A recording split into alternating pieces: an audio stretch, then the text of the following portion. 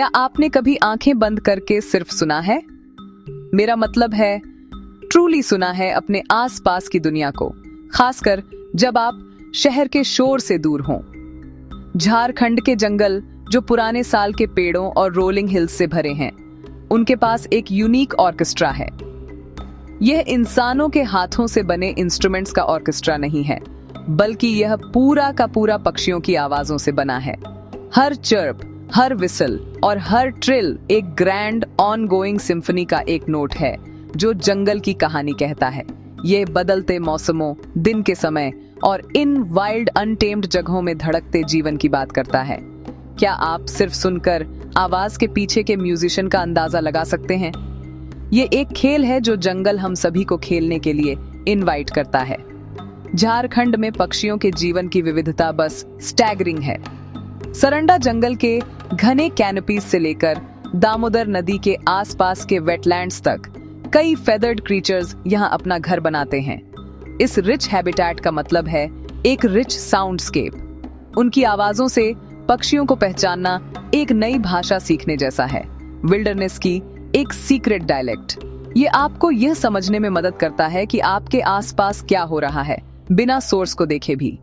एक अचानक alarm call पास में एक प्रेडेटर का संकेत दे सकता है, जबकि एक रिपीटेटिव मेलोडिक सॉन्ग एक मेल का मेट को अट्रैक्ट करने की कोशिश हो सकती है। यह एक ऐसा स्किल है जो नेचुरल वर्ल्ड से आपके कनेक्शन को गहरा करता है, एक सिंपल वॉक को एक इमर्सिव इंटरैक्टिव एक्सपीरियंस में बदल देता है। ऑडिटरी आइडेंटिफिकेशन के इस सफर को शुरू करने के लिए किसी को महंगे इक्विपमेंट या एक्सटेंसिव ट्रेनिंग की जरूरत नहीं है। इसमें सिर्फ पेशेंस और एक कीन ईयर चाहिए।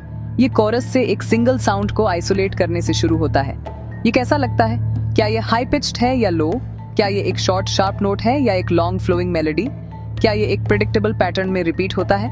ये सिंपल क्वेश्चंस पूछना आवाज को नाम देने की दिशा में पहला कदम है। ये एक डिटेक्टिव होने जैसा है, हवा से ही क्लूज इकट्ठा करना।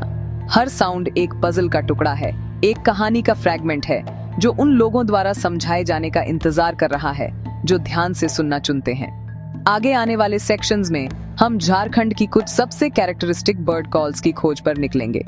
हम उस पक्षी से मिलेंगे जिसकी आवाज आम के मौसम के आगमन का पर्याय है, और एक और जिसकी परसिस्टेंट कॉल एक छोटे हैमर के मेटल पर लगने जैसी लगती है। हम एक पक्षी की कॉम्प्लेक्स मिमिक्री को दूसरे की सिंपल चीयरफुल विसल से पहचानना सीखेंगे। यह सिर्फ एक एकेडमिक एक्सरसाइज नहीं है, यह एक इनविटेशन है। यह बाहर निकलने, अपने मन को शांत करने और उस मैग्निफिसेंट एवर प्रेजेंट कॉन्सर्ट में ट्यून इन करने का इनविटेशन है जो प्रकृति हमें हर दिन भारत के दिल में फ्री ऑफ चार्ज देती है। शायद इंडियन सबकॉन्टिनेंट में एशियन क्विल से ज्यादा एवोकेटिव कोई बर्ड कॉल नहीं है। झारखंड में इसकी आवाज ऑफिशियल अनाउंसमेंट है कि सर्दी कम हो रही है और बसंत की गर्माहट आने वाली है। मेल कोयल की कॉल एक बढ़ती हुई क्रिसेंडोइंग कू है जो बढ़ती अर्जेंसी और पिच के साथ रिपीट होती है। ये एक ऐसी आवाज है जो मार्च और अप्रैल के महीनों में हवा में भर जाती है, नए पत्तों के खिलने और पके आमों के वादे से इनएक्स्ट्रिकेबली लिंक्ड हो जाती है। यह गीत सिर्फ एक प्लेजेंट मेलोडी नहीं है, यह टेरिटोरी की एक पावरफुल डिक्लेरेशन और एक मेट के लिए एक डेस्परेट प्ले है। इसकी परसिस्टेंस लेजेंडरी है, अक्सर भोर से पहले शुरू होती है और दिन भर जारी रहती है। कोल एक फैसिनेटिंग क्रीचर है जो अपनी क्लेवर और कुछ हद तक नोटोरियस नेस्टिंग हैबिट्स के लिए जानी जाती है।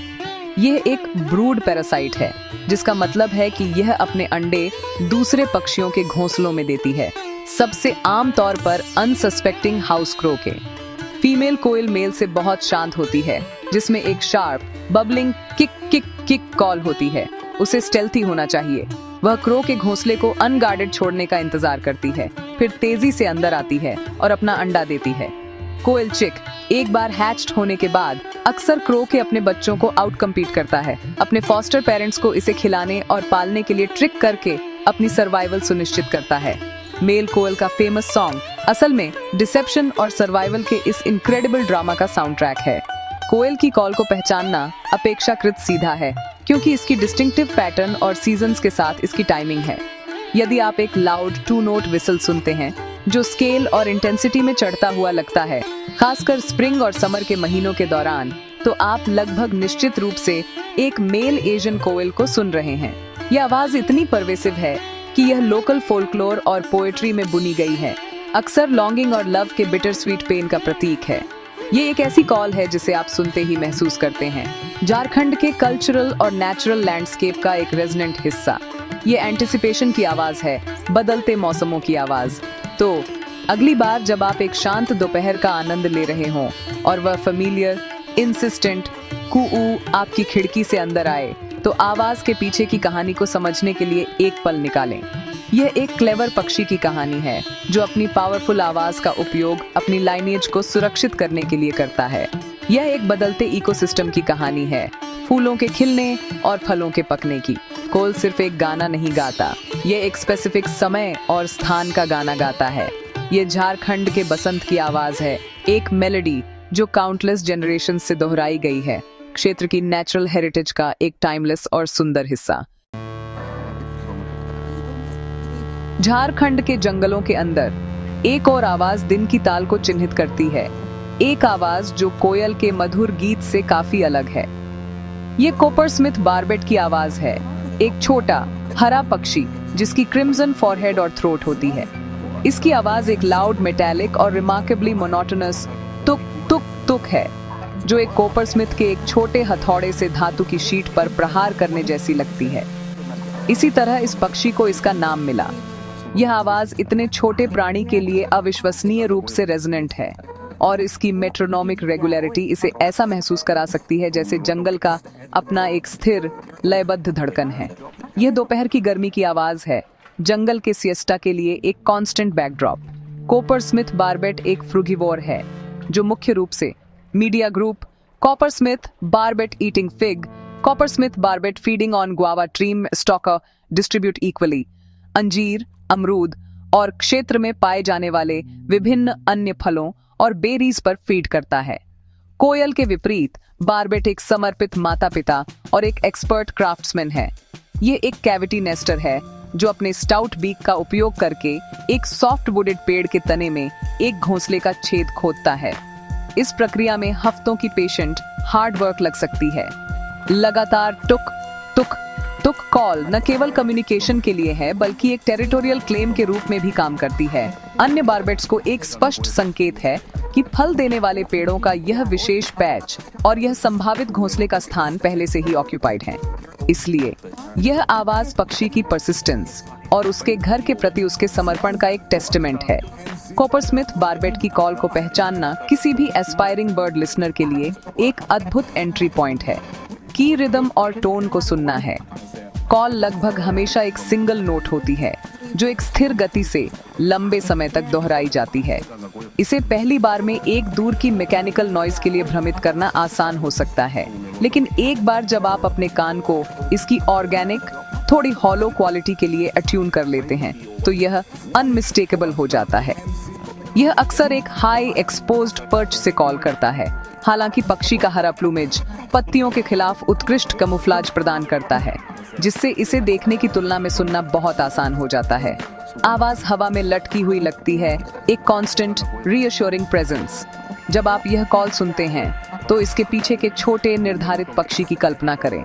इसे एक पेड़ पर मेथोडिकली चिपिंग करते हुए देखें ताकि अपने भविष्य के बच्चों के लिए एक सुरक्षित घर बना सके, या अपने टेरिटरी की रखवाली करते हुए देखें।